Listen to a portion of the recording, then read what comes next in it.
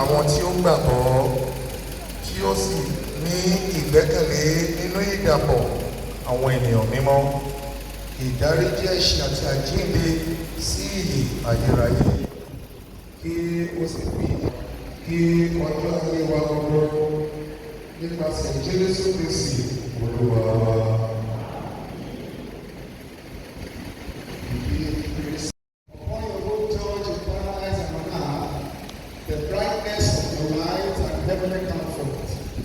And grant that we, following the good example of those who have loved and served thee here,